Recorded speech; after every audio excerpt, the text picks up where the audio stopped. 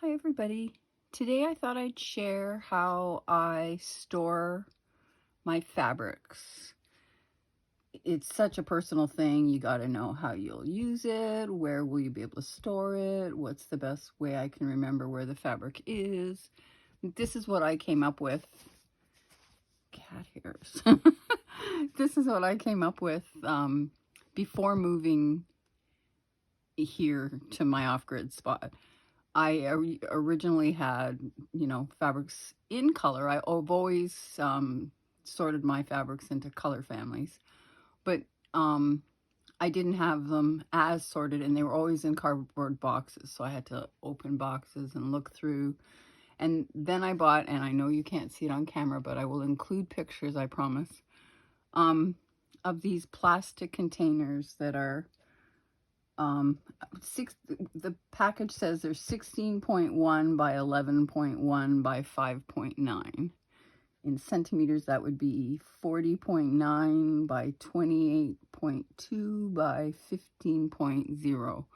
They're clear on the bottom and mine have white lids. And one thing about the clear, they let you see from the side and the bottom what's in the container, so that's helpful. They also, in my case, I make these labels and I keep them in the side of the container, and that's also tells me what I know is inside. And what I did is I didn't just have green and blue anymore. I broke my categories down even to smaller. Look how many of these light greens I have. But into like light green, dark green. Some of them I even have things like tone on tones or dots or plaids. It just depends how much fabric I have of that color.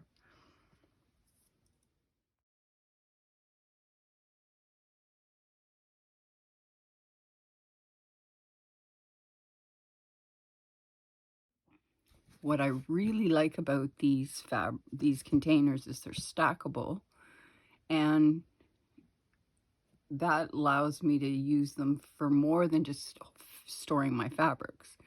I'll include pictures of this too, but right from when I got kittens, they use them to climb up.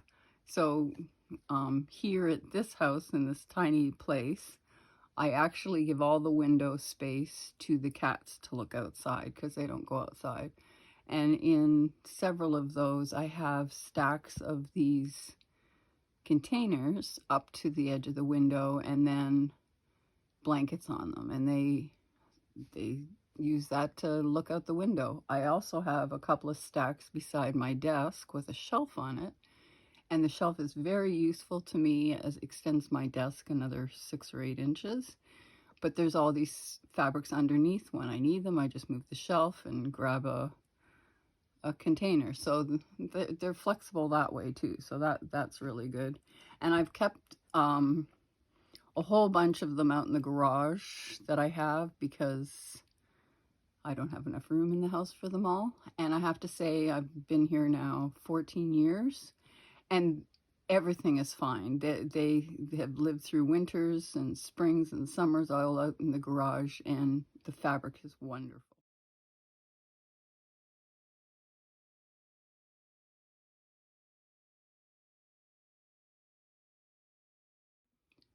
One of the reasons I like this size is fabrics, when they fold up, fold nicely into this size. And it's approximately 6 inches by 5.5 inches, and that fits perfectly.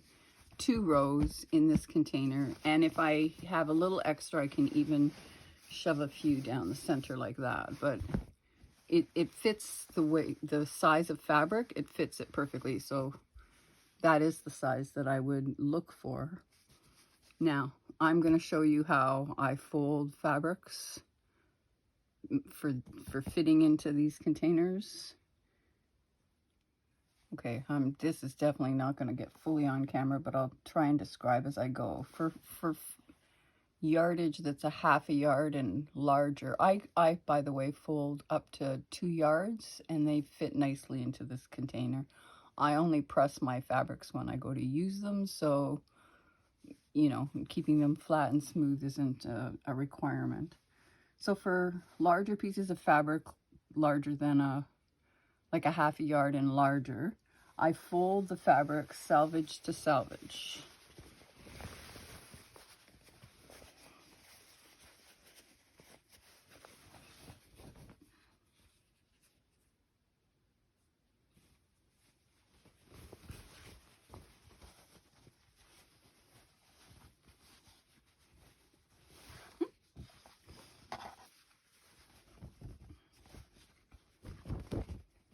Okay, selvage to selvage. I got the selvages lined up.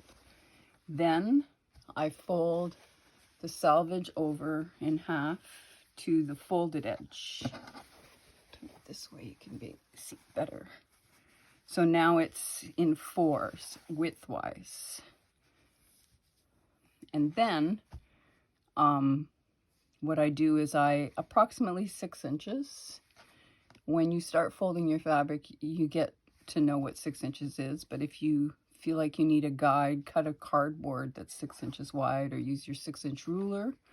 So you fold it over and you just keep folding it over until you have just a little tail at the end or nothing at the end. I tuck that in. And then that is approximately 6 inches by 11 inches. And then I fold that in half, and that's what fits into the bucket. And one nice thing about this is, just like in fabric stores, when just a little bit of the bolt shows and it's enough to say, "Come look at me," that's what this does in the top of your bucket as well. You can see the different fabrics that you have, and it helps you find your fabrics so much easier. Okay, for fat quarters, which I buy, when I did buy fabric, I bought a lot of fat quarters. I like having variety. So with fat quarters, it's very similar, except you don't have the full yardage, width of the yardage, I mean. So you take your selvage and you fold it to the raw edge.